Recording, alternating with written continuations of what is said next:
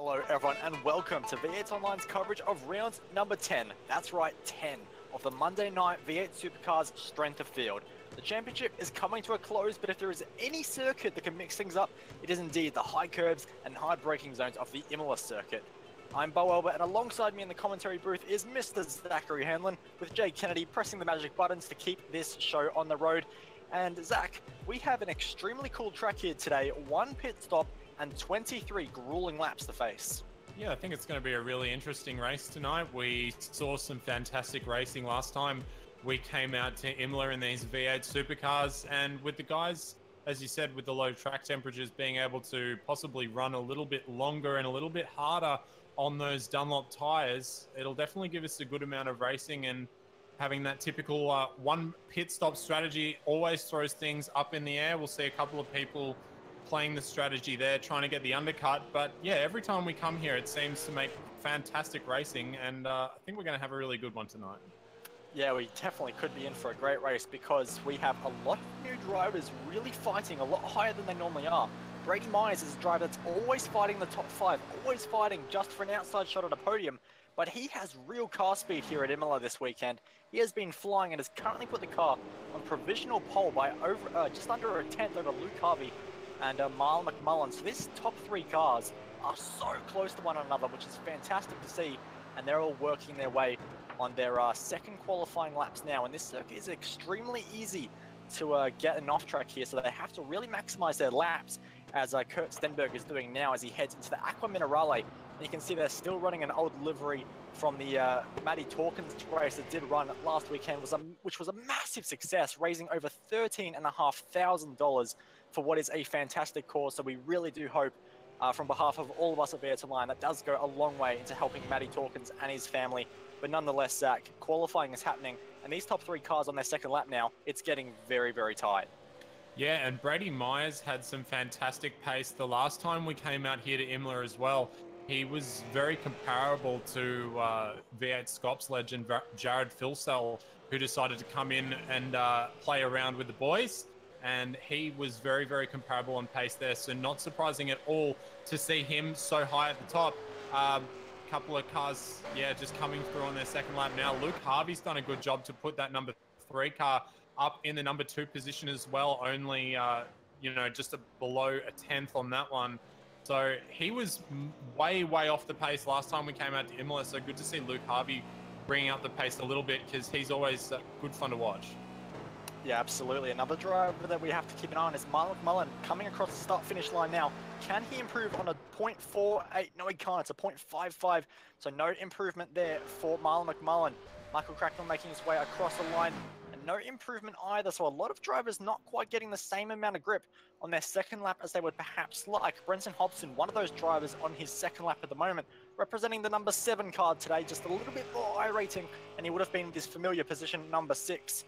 Potentially, but nonetheless, through this very tricky section of corners now, double right, which is constantly tightening, and it's very hard to get that car stopped without locking that front right tire, but he does a fantastic job and now makes his way to the Variante Alta chicane, which is such a tricky corner to set the car up for, because you want it to be as low to the ground to keep the center of gravity down, but you just cannot get through that chicane with a low ride height, Zach.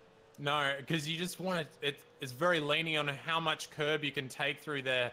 And my goodness, can you take some curb through there? But if you do run the ride height on the car too low, you do bottom out. And those are things that you think about when you're, or things that you do when you're testing prior to rounds. You go through certain corners and you change the ride height to see if the car will bottom out. Those are things that most of these guys will have done coming here prior and should have adjusted their sets for that. But also with these big V8 supercars, I mean, they can take a bit of a beating anyway. They do love using the curbs. So that's probably why they're so much fun around here. There are quite a few curbs to use, and a couple where they can get up on 2 wheels. So they do enjoy using them. But just having a look down the order as we see it right now, and a face that I'm very, I guess, confused to see so far down, Wayne Burke, down in 16th position right now. And I don't think that he's coming out for another lap. No, not at all. He's on his second lap currently, and if you look at him, he's currently doing 8 kilometers an hour, which is not optimal racing speeds, unfortunately. So for the Synergy Sim Racing legend, who has so much pace often in these races, it's going to be a very, very tough start from position number 16. And this is not a first corner you want to be starting so far back, because it is such a difficult sequence of corners with the double chicane going from the left to the right to the left once again. So it's going to be extremely difficult, but we will run you through our grid, and it's going to be Brady Myers for Progression Racing Australia, kicking off 23 laps here at Imola from pole position, but he has to deal with Luke Harvey, who has a lot of car speed in the Trans-Tasman racing car, and Marlon McMullen, Thomas McMillan, and Michael Cracknell will round out our top 5. Brett Loxton, Kurt Stenberg, and Brenton Hobson are going to be our top 8, with Steve Jansen and Leon Tander rounding out row number 5. Then we've got Thomas Hinz, who's going to be joined alongside Daniel Williams. They're followed by Jamie McKnight and Scott Sislowski. Greg Sharp going to take out the top 15 position with Wayne Burke alongside him. Wayne will be looking to push through the field very quickly throughout this race. Ryan Bodley in 17th position, joined by Dominic Savicki on row number 9. They've got Jason Cossey and Kyle Stokes coming in behind them. Job Stewart, Harley Haber taking out P21 and 22. Jacob Knight and David Kinman, in 23 and 24. And the rest of our field, Mark McDonald and 2 cars that did not set a qualifying time, Corey Preston and Brendan Jackson, round out our 27-strong field of V8 supercars here tonight. And looks a bit cloudy out there. Doesn't look particularly bright, but I think that the next 40-odd minutes are going to be brightened up by the racing we're going to see now, Bo. Oh, absolutely. 23 laps at Imola will never disappoint. And we've got a lot of drivers up a lot higher than normal that we would perhaps expect to see, which is going to be fantastic. But we also have a few shocks further down than we would expect to see. Wayne Burke from 16th. Corey Preston, who has opted for the Holden today, is going to be kicking things off from P number 26, as we're just getting ready now with 20 seconds or less before we kick things off. And the revs are going to rise as we get ready for the race start here at Imola. And the clutches will drop, and it's a great launch initially from Luke Harvey, and he's going to make it side by side with Brady Myers as they make their way now the turn at number 1. It's not exactly straight into this braking zone, and Marlon McMullen just getting his nose a little bit up the inside. Myers a little bit tentative on the brakes, but nonetheless gets through as Luke Harvey's going to get extremely sideways, lucky not to rotate the car. But here comes Thomas McMillan around the outside to make something happen potentially. They're going to go side by side into the second chicane. The Variante Villeneuve, they make contact, and McMillan is going to go straight through the gravel and take that slowdown penalty. Luke Harvey also in the gravel on the exit. You're not going to get a slowdown there. Brett Loxton in the background, looking up the inside of Cracknell, almost on the grass, and also Brenton Hobson on the grass, very sideways into the Tosa hairpin. McMillan there serving his slowdown, and that's going to create a massive bottleneck as they head now into the Tosa complex. The Variante Paratella, as they now make their way through, and so far it's looking relatively clean apart from that little incident for Luke Harvey with the first turn, but so far it's been a fantastic jump for Brady Myers. Yeah, Brady's going to be licking his chops for that one. That was a really good getaway. He's fantastic advantage now with the cars behind him just scrapping away a tiny bit. Marlon did get into Luke Harvey a little bit at turn 1, and then McMillan turned in a little early at turn 5 and got on the door of Harvey as well. So Harvey taking a bit of a beating, but he's still up there in P number 2. Michael Cracknell, good to see him finally making it through. I mean, he's not through the first lap yet, but he's started up higher than he would have normally and is up now into P number 4 thanks to McMillan going off the road. So finally getting a first lap in for Crackers, and he'll finish that one in 4th with Loxton jumping up a position into P5. So yeah, fairly clean start. Didn't see too much of the back, but what I did see looked clean. So good job, but we still got 22 angry laps ahead of us. Absolutely, and these laps are not easy. There are a lot of curbs to really fly the car over and make yourself into a little bit of issues as we're going 3 wide, and Wayne Burke is around at turn number 1. The All-Star Racing car involved as well, and there has been chaos, and it's still continuing, unfortunately. And unfortunately, Wayne Burke, his day looks like it might already potentially be done. 3 wide into turn 1 is always a risky situation, and he was so late, just came across on the All-Star car just a little bit there. And unfortunately, Ryan Bodley had nowhere to go and turned him around, and that was a massive crash to kick lap number 2 off, Zach. Yeah, well, that is a very hard braking zone down into turn 1, and yeah, if it gets too crowded too quickly, it can get very messy, as we just saw there. So Wayne goes from bad to worse for Wayne. He has some good pace in that car, I'm sure, because he's never slow in one of these V8 supercars. But and just having a look at him now, he was going very slowly, maybe even serving a slowdown that he's gotten out of frustration there. So he'll have to find a lot of pace to make it up to the back of that pack. But if he can, I think he'll at least be able to salvage some positions, maybe up into the top 15 if he can push himself really Brenton hard. Hobson's off as well. Yeah, just Brenton saw that Hobson. there. So unfortunately for Brenton Hobson, losing 2 spots in the process there, Steve Jansen and McMillan both managing to make their way through. And Thomas Hinz on his return to sim racing recently managed to get a brand new wheel and just trying to figure it out today. Having a few issues with his seat as well, so it's not been all smooth sailing, but it could be if he can latch onto the back of Hobbo and potentially move his way forward. But Marlon McMullen at the moment not having a great time because he's actually he's having a fantastic time, sorry, because he's found his way past Luke Harvey, and now we have to see how much pace there is in Marlon McMullen's car. In the race just before this one, the 6:15 race, Marlon McMullen had so much pace in that car and was trading times constantly with Brady Myers, but unfortunately for him, Myers is already 1.6 seconds in the clear. Yeah, and that's a pretty good margin to have, but Marlon has some nice race pace in that car. I mean, 2 seconds at the beginning of this race isn't really a massive deal. He can claw that back, but also depends if Luke's going to have a bit of a go and decides whether or not he wants to go and take second place again or not. But I suspect that he will just tuck in behind Marlon and keep on going. But Luke is looking pretty racy right now. But and Michael Cracknell's just lost the spot to Kurt Stenberg as well, who's also running that livery from Matty's race. And I do have to say, I was actually able to participate in Matty Torkins' race last Tuesday, and it was such a good event for so many different reasons, not just the cause, but the racing was fantastic. So just want to give a big shout out to everyone who competed on the day, especially those who made it into the main event.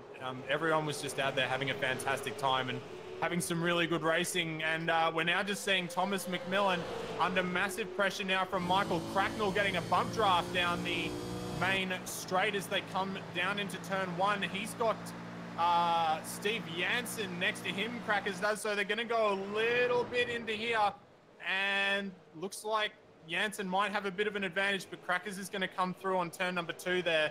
So they all come in the same way, or all come out the same way as they came in, and Hobbo also looking to regain those positions that he lost from that little mistake earlier too.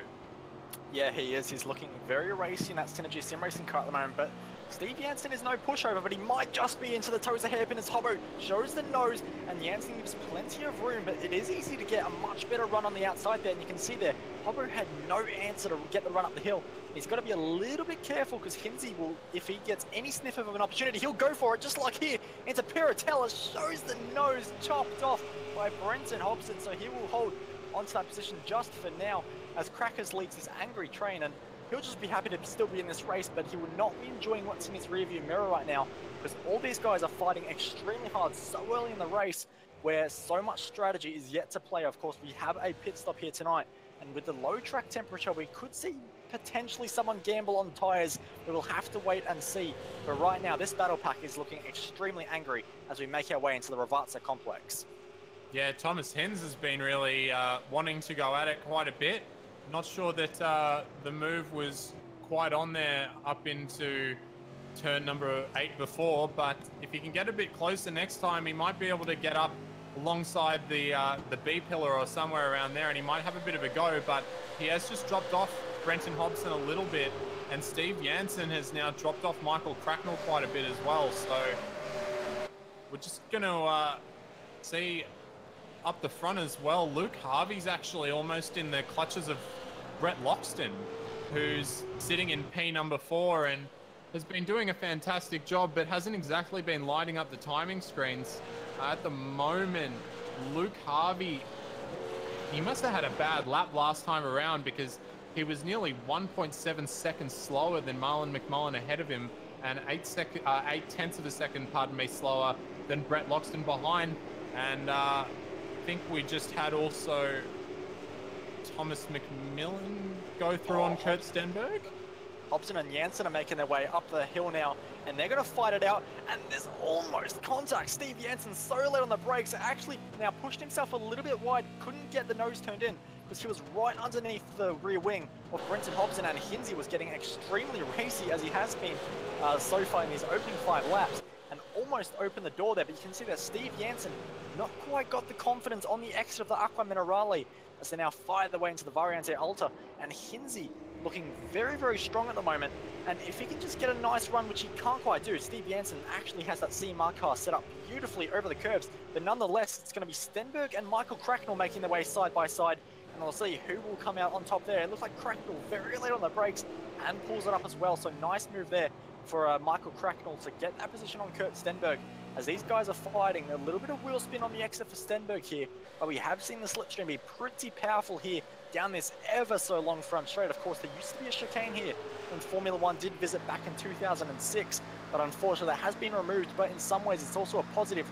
Now we have one of the best overtaking opportunities on the entire track. Yeah, that's right. And Kurt Stenberg just trying to get back on Michael Cracknell there and regain that position. But Stenberg had a pretty bad lap last time round. It looks like he lost 2 positions on that lap to McMillan and Cracknell. So maybe losing a little bit of pace in that car, using the tires a little early or something to that effect. But he's definitely not quite on the pace as he could be. And now Brenton Hobson's really, really getting up in there behind him.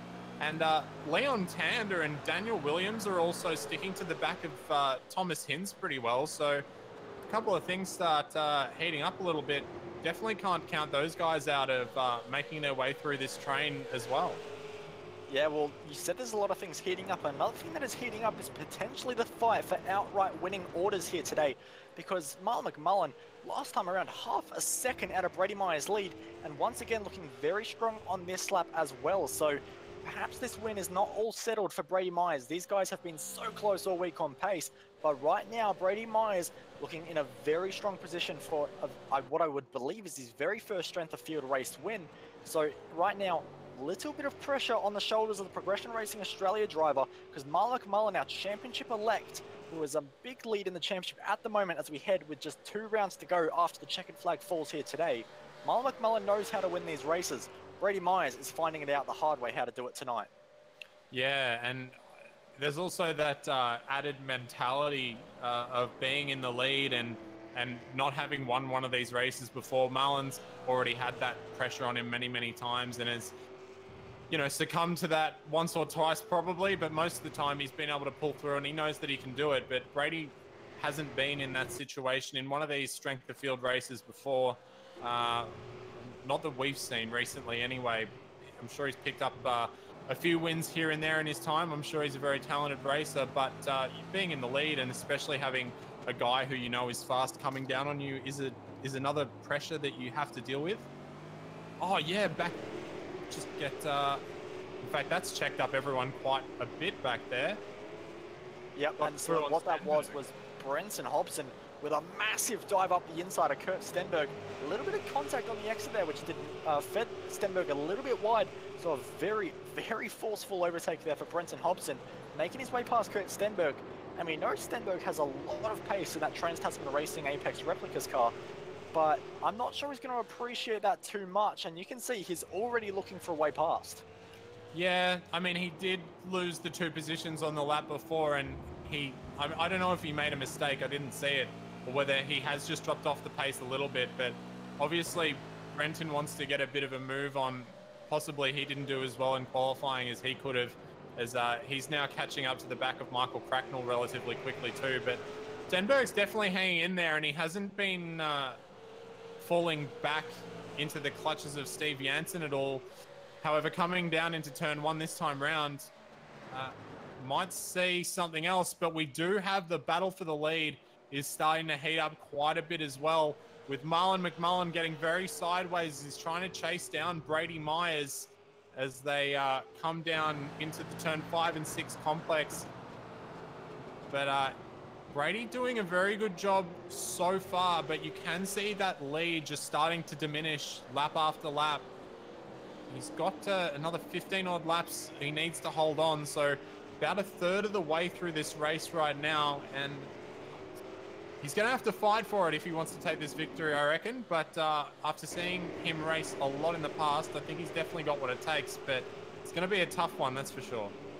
Yeah, well, there's a lot of tough fights happening at the moment as Michael Cracknell almost thought about retaliating to Brenton Hobson, who did make that move. He's giving him the bumper. He's going to almost send him around. And Brenton Hobson very lucky to hold on to it, but look how it's checked up the field now. All these guys having a bit of a look on each other into the Aqua Minerale section, which is not typically an overtake opportunity normally, but it almost was, as Hobbo very lucky to hold on to that.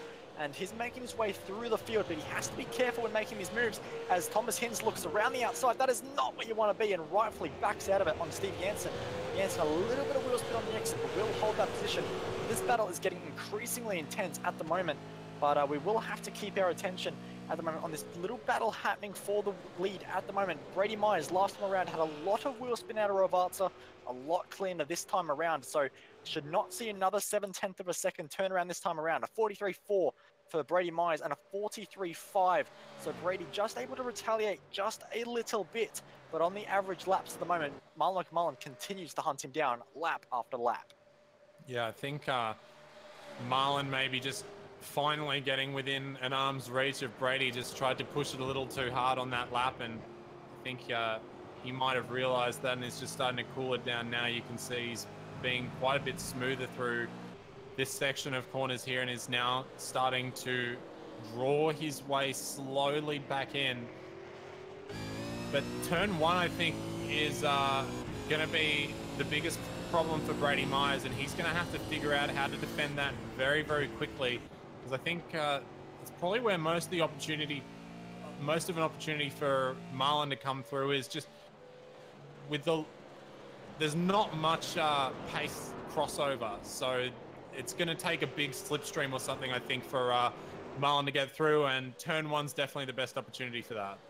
Yeah, potentially, but there is another overtaking opportunity here at Imola, which is not even on the racing circuit. It's the pit lane, and we're now working lap number 9. The tyres will be feeling stressed. They won't have the same amount of grip as they did coming into turn number 1 on lap number 1. So the drivers will be feeling it now, not having as much confidence, and it is almost time to start thinking strategy. And for Brady Myers, strategy is going to be so crucial because McMullen definitely has the car speed on him right now, but Myers did get the pole position. He did pull a nice little gap early in the race, so he does have outright pace.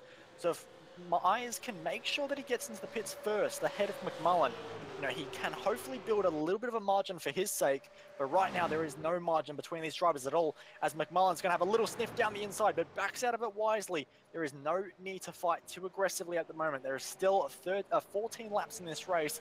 You do have a bit of margin back to Luke Harvey holding third, just about a second ahead of Brett Loxton with another great drive from him. But for Marlon McMullen, you know, this is a point where he really needs to just focus on how he wants to get this overtake done. Does he want to save tyres and try and get an overcut? Does he want to try and get an undercut? Or does he want to do it on raw pace, almost diving into the back bump of Brady Myers, into the Tosa hairpin? Myers a little bit distracted by that, just lights the rear tyres up a little bit. And every little, you know, bit of wheel spin for Myers at this point, every little hesitation, aiming for an apex of the corner, McMullen will be seeing that, and he'll be smelling blood.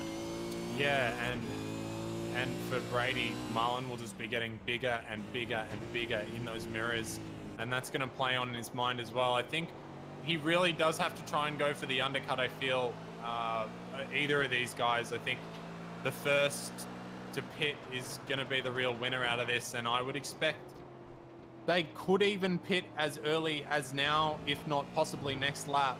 They do have that margin behind them, so they don't really have to worry about what the guys behind are doing, but I think they're just going to be pulling the trigger on each other, and I don't know who's going to do it. Marlon's looking very, very quick through a lot of this track and is closing up quite a bit, but they are both starting to use quite a bit of tire, I feel. They're not going to come in this time, maybe next time round, but I think Brady's going to have to defend here. Marlon now he's now got the inside line, so I'm very surprised that Brady just left the door wide open like that, and they'll come down into turn number 1, and Brady will just maybe give a little bit of a tap as they come through turn number 2 there, and that's move done for the lead. So maybe I don't know, maybe Brady is gonna pit this lap, and he's happy to let that one go just for now, because he knows that he's going to come in and have fresh tires. But yeah, didn't really seem to put up too much of a fight there.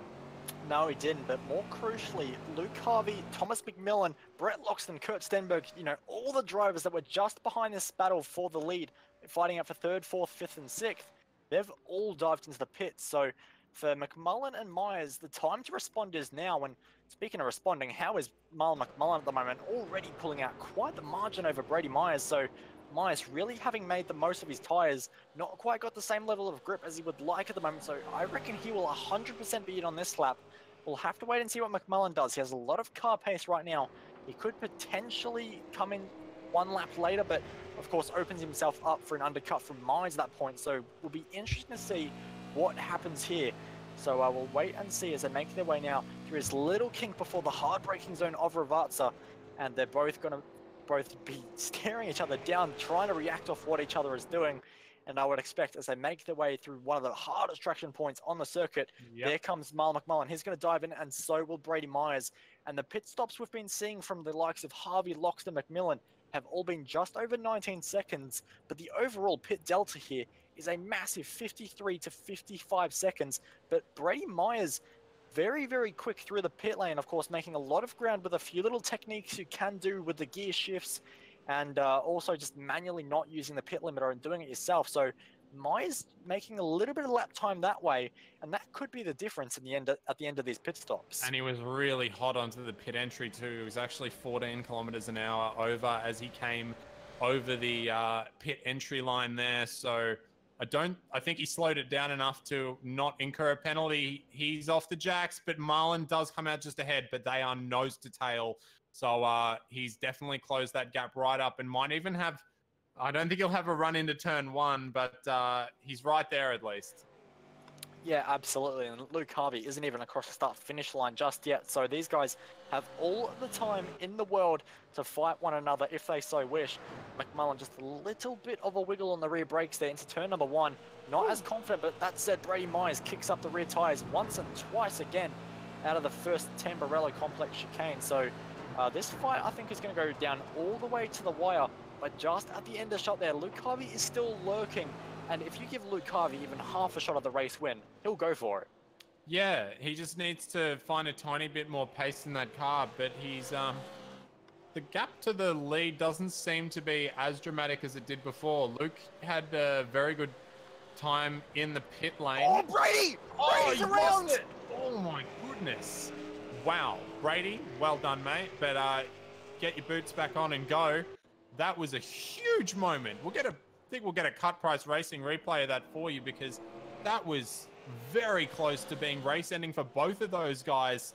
Looks like he just took a little bit of grass on the entry into turn number 8 there and just managed to keep it on the track. I mean, he didn't, and he did, but very lucky there from Brady Myers. But that's going to really, really cut his chances of winning this race now, because he's got probably at least a second and a half up to Marlon McMullen now. Yeah, and he would not have done those tyres any favours either. And we have seen this tyre wear hasn't been quite as good as McMullen's. So for Brady Myers, now is the time to really prove your worth and fight for this win and show what you're capable of.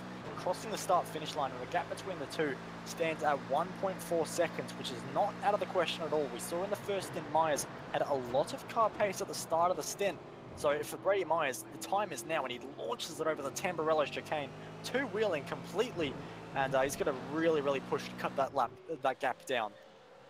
Yeah, but he did have really good pace in the beginning of this race, and I believe if the race before this is anything to go by, he's got a lot of speed in that car. So if he can just really keep it together, put his head down, and make sure he doesn't spin those tires too much, he may be able to catch back up to Marlon. But then passing's going to be another thing, and it is going to be very difficult to get past Marlon McMullen. But I mean, Marlon may not fight as much as we anticipate, him being in the lead of the championship and looking relatively safe up the front there. That being said, though, Brady is one of the people that with a few good results can take that championship away from him. So he may be a little more resistant to the likes of Myers than someone else who's not so far up the order. But Brady Myers, wow, really took a lot of curb on the entry into Tamburello there. Into Variante Alta. But yeah, he's been looking good in that car. We'll hope he can bring it forward. Another battle that was happening before the pit stops was the battle involving Thomas Hinz, Kurt Stenberg, and Michael Cracknell. And that's all changed a little bit in the pit stops because Cracknell now finds himself behind Stenberg, and Stenberg finds himself behind Hinze. But the issue for Hinze is he has taken quite a fair bit less fuel than the two drivers behind him in the space of almost a second and a half. So we'll have to keep an eye on this if Hinze does in fact have enough fuel to make it to the end and doesn't have to fuel save too heavily. But expect Hinze just to fall back just a little bit, I think, into the gearboxes of Kurt Stenberg and Michael Cracknell. So this is a battle to keep an eye on, as Stenberg just doing a little bit of weaving to try and break the slipstream of Michael Cracknell. And Daniel Williams is actually going to rejoin right into the middle of this, and it's not going to make life easy on Cracknell, and he somehow slots the gap in the middle. So Daniel Williams, the freshest tyres of anyone on the grid at this moment, so he's going to have a lot of car speed in that All-Star Motorsports cars, but he does have a very, very tough to beat Michael Cracknell behind, and a very, very willing to fight Kurt Stenberg in front. Yeah, I mean, I think Daniel was even behind Michael before they came into the pits. So he's done a very, very good job there to stay out and actually do a bit of an overcut there. And now he's got a little bit of a gap, but Michael Cracknell is looking very, very racy. He's obviously got hot tires, and Daniel Williams still having to get those tires up to temperature. They should be coming up into their zone pretty much towards the end of this lap. So very, very shortly, he will be at his maximum level of grip for this second stint, and he should have a couple of laps worth of that. But Kurt Stenberg in this pack of cars has the oldest tires. He's currently nearly 4 laps old, I believe.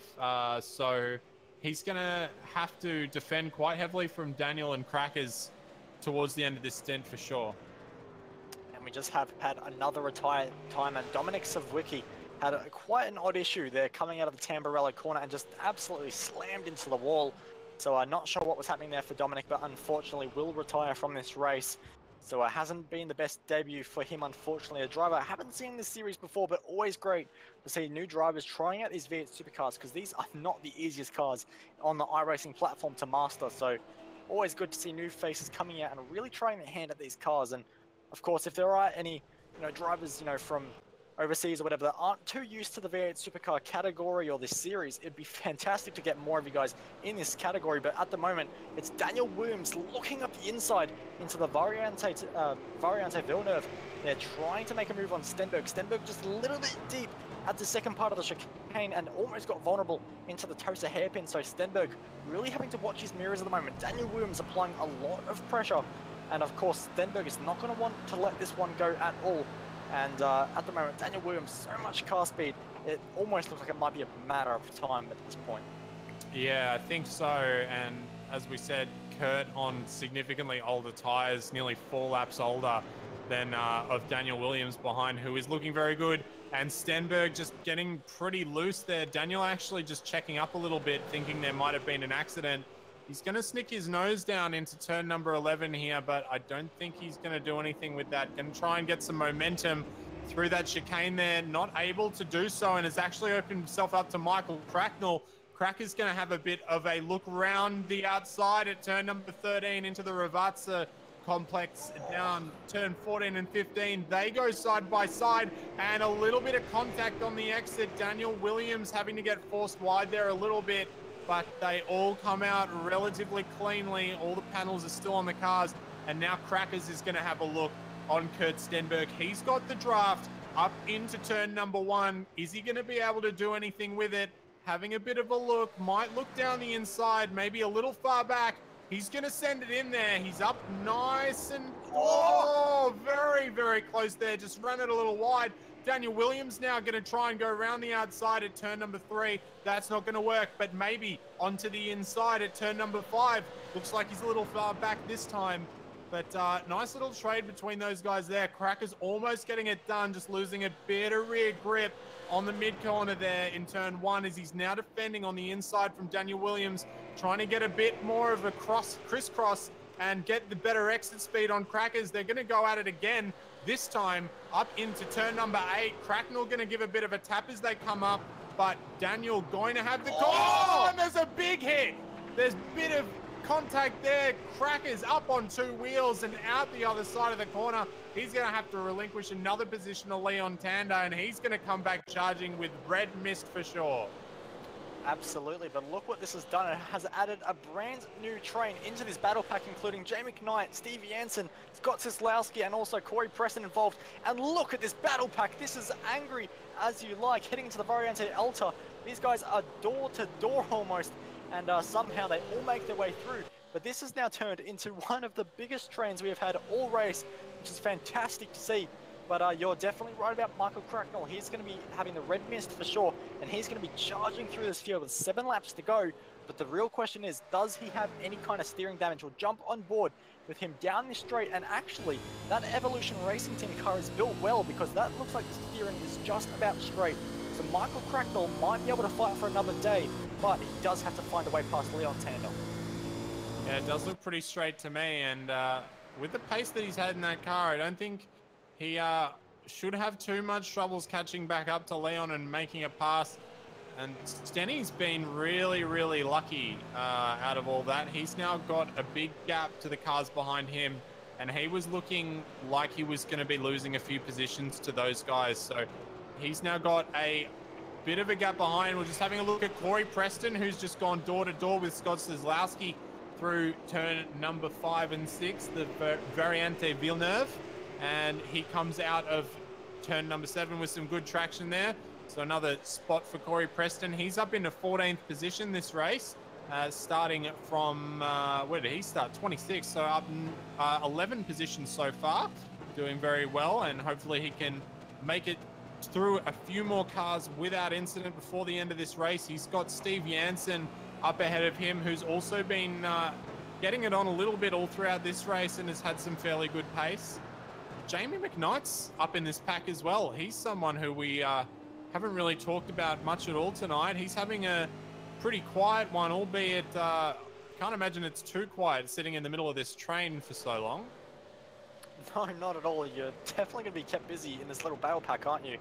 And of course, he has drivers in front of him, drivers behind him as well. So McKnight has it all to think about at the moment as we make our way now to 6 laps to go. And he's got himself a little bit of gap now, both in front and behind. So he might have a little bit of a straight or so, maybe a straight and 2 corners or so, just to have nothing to think about.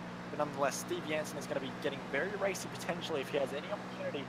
But also we have more drama happening on the circuit, Zach. Yeah, we're just having a look at Daniel Williams having a bit of a move, and McKnight, just as we were talking about him, goes off in the background, getting very lost into turn number 1 there. Daniel Williams going to have a bit more of a look down into turn number 5 again, but not able to make it happen this time around. Not quite up far enough the car of Michael Cracknell in his number 8 Evolution Racing Team machine. But yeah, McKnight now at the back of this train after we were just saying he was having a bit of a quiet race. He got very, very crossed up coming into turn number 1 there. And Michael Cracknell still having to do a little bit of defending as they're trying to catch back up to Leon Tanda. But Leon, with all this battling behind him, is keeping a pretty good pace up the front there. And he's not really pulling away, but they're not able to catch him with those guys battling. We're just going to have a look now up to Brett Loxton and Thomas McMillan for P number 4 and 5. Thomas has been edging up ever closer on Brett through this last stint and is finally on the rear bumper now and looking for a way past that number 11 car, Brett Loxton. Yep, so we'll see what he can do down this front straight. A very nice exit there for Thomas McMillan, who has been on a bit of a run of form lately, even picking up that race win in split number 2 at Watkins Glen. But doesn't look like he's going to have anywhere enough overspeed on Brett Loxton into turn number 1. So we'll have to wait one more lap at least.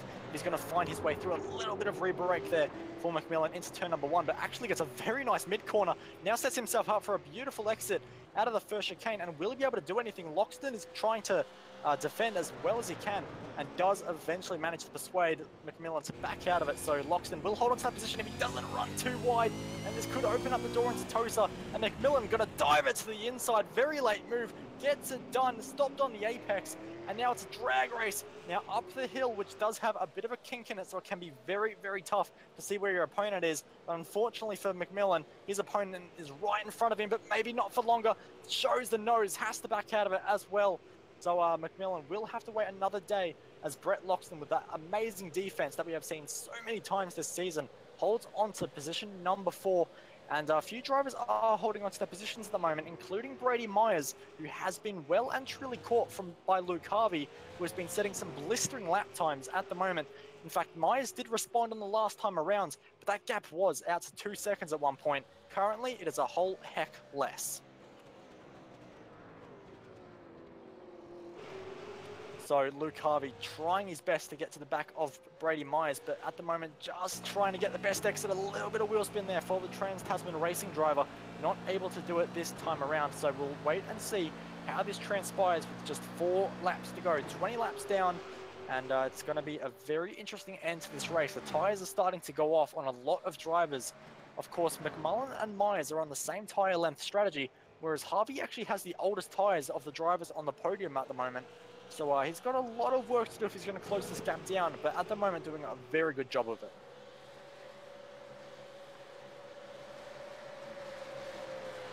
So we'll turn our attention to Daniel Williams, who is getting very racy at the moment. He's involved in this massive battle pack involving Michael Cracknell and also behind Steve Jansen as they all close up into turn number 1, and no one able to get any kind of run so far.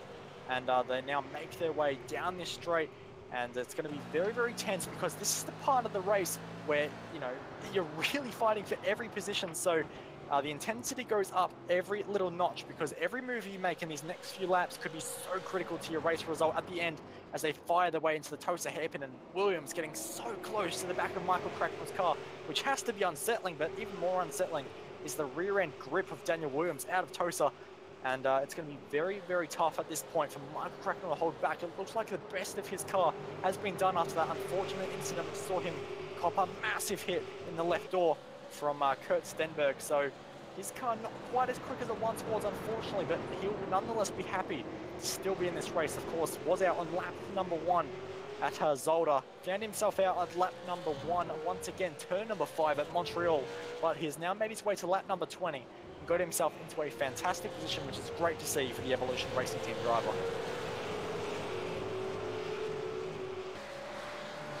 Daniel Williams, though, still looking very menacing. And of course, we can't forget about the little battle pack behind. Corey Preston has been on a charge in this race, as was mentioned before, currently up 13 positions, which is a great result for him, considering that we don't often see him in the Holden. Of course, normally a driver that does run the Ford.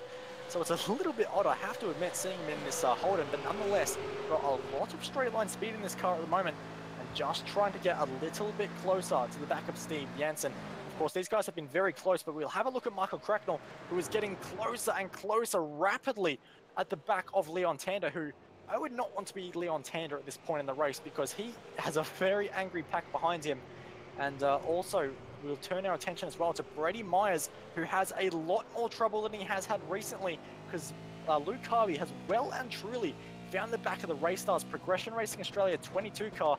Of course, it's normally the 22. Brady stuck with the 4th highest I rating in this field, so he's representing car number 4, and car number 3 is hunting him down quick. Yeah, Luke Harvey must have found a whole lot of pace because he had quite a bit of a gap. I mean, it was about 1.5 seconds, so he's been able to draw that back. And it looks like he might have even started to close up a little bit on McMullen as well. So Harvey doing an absolutely awesome job to get that car back up on to Brady Myers there. And how many laps have we got now? 2. Sorry, guys. Had the old Windows updates take care of me before, which is why Bo had to go solo. We got 2 laps of this race left. And if Luke really gets his head down, I think he might be able to get a move going. Does have that slipstream, but he is a little bit far back this time around as they come into turn number 1. But one more time around and it might not be the same story. No, not at all. Of course, Luke Harvey has so much pace at the moment, which I am surprised considering his older tyres. And look at Brady Myers. You could not get any more two-wheeled over that first curb if you tried, and he does have to be careful because there is a pretty picky slowdown on the inside of that first left-hander. So has to be careful, but of course he doesn't care about slowdowns right now. All he cares is about fighting for his life. There's position number 2, but you don't want to leave the door as open as you did there into Tosa. And Luke Harvey almost thought about it, but Luke Harvey, one of the most respected and well-known racers in this field, will not try anything that is half a move. He will always make sure that the move is well and truly on. So for Brady Myers, he has to make sure that the door is closed at every overtaking opportunity from here on. Yeah, absolutely. But, you know, sometimes in order to try and keep that position, you just have to take the line that you think is right. And you don't know if when you take that line, if your opponent's going to dive down the inside and have a go or not. So you just kind of have to roll with it and trust that what you're doing is right. And obviously working for Brady Myers right now, as he is still in P2, and Luke Harvey not getting the best of exits as they come out of the Variante Alta there and down into Ravazza, the turn number 14 and 15 for the long run onto the straight. It's going to be really important for Luke to get this corner right and get some nice exit speed. Looks like it was pretty good. He's got about 2 to 3 car lengths on Brady Myers. Now that could be enough. You can see now ever so slightly, Luke is now starting to really catch up a little bit, but I don't think he's going to be able to get it down there. He's not. He's going to file back in. So he's only got one more lap. We are now on the last, in fact, that was his last chance really. So he's going to have to find somewhere else on this lap where he can get past turn 7. Brady's not going to be able to open the door this time, that's for sure. No, well, if you can't get a way through, you have to make a way through. And for Luke Harvey, that might be the only opportunity. But he does have to be very, very inch perfect through these final 0.6 of a lap around the Imola circuit, because Myers has got just a little bit of breathing room. It doesn't look like much, but in this situation, it might just be enough to hold on to position number 2. Marlon McMullen is just tantalizing 1 second up the road. That's not to be today for Brady Myers. He came close for the race win, but right now position number 2 might just be his maximum if there's no issues for Marlon McMullen through the Aqua Minerale section with just 3 main corners left to go. But for Brady Myers, he might have got the gap just enough to Luke Harvey, as just has to make sure that he keeps his braking markers in check, get his turn-in points, and Luke Harvey does not do that, runs very wide, and that is it. That is it over. Luke Harvey just makes a little bit of a mistake, so easy to do, into the Variante Alta chicane, locks the rears, and probably got himself almost a slowdown at that point as well. But we will turn our attention to the number 1 car of Marlon McMullen, making his way through Ravazza, makes his way through the throttle modulation, gets himself onto the front straight, and if there is no fuel dramas, which we have seen so many times in this series, it will be another race win for Marlon McMullen, who will extend his championship lead with a massive drift. Lucky not to put it into the pit wall. I spoke too soon, maybe. But it will be position number 2 for Brady Myers. A great drive from pole position regardless, and Luke Harvey gave it his all, but we'll have to settle. We have a driver around Leon Tander, and he's hit Corey Preston as well. Preston hard into the fence. Leon Tander loses a bunch of spots. Michael Cracknell might just come out the best of them all, and it's also going to be a little bit close for him against Daniel Williams, which was a great fight throughout 23 laps here at Imola. But for Corey Preston, it is heartbreak in the Holden. It was looking like a great charge through the field, but now all of a sudden, he was in 13th. He's going to end up down in position number 16. Well, at least he only lost a couple of positions there because, yeah, that was pretty unfortunate with that car re-entering the circuit there. Definitely nothing Corey, I mean, he could have possibly been further on the inside on the track, but it's not really his responsibility. It's the responsibility of the driver coming back onto the track to make sure that that's safe, and that obviously wasn't done. So good to see that Corey didn't lose too many positions because he did have a better drive today than he has previously. Maybe that Holden brought him a little bit of extra luck, but we will now take you through our results for this round at Imola in the iRacing V8 Supercar Series. Your winner, Marlon McMullen, our championship leader, extends his margin even further with a race win today here at Imola. He was followed up very closely by Brady Myers, and Luke Harvey took out the next step on the podium. Brett Loxton finished in P4 with Thomas McMillan taking out the top 5 position. Brendan Hobson, guess what position? Lucky number 6. Good on you, Hobbo. Good to see you there again, followed by Thomas Hinz in P7. Kurt Stenberg, after all that battling, ended up in P8. Michael Cracknell, after finally surviving lap number 1, came home in position number 9, and Daniel Williams fought through to claim the final top 10 position. Yep, and Leon Tander, it's a story of what could have been, but unfortunately finds himself down in position number 11. Steve Jansen, also a driver that was fighting all throughout the field, and will come home in P number 12. Jay McKnight, Scott Zaslowski, and Greg Sharp make our top 15, and Corey Preston unlucky not to be in that top 15, but finds himself down in P number 16 in his Holden Commodore, which is always an odd sight.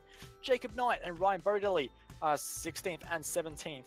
As Harley Haber will come home in P number 19, a little bit further down the field than he would have liked or would have expected, and David Kinmond rounds out the top 20.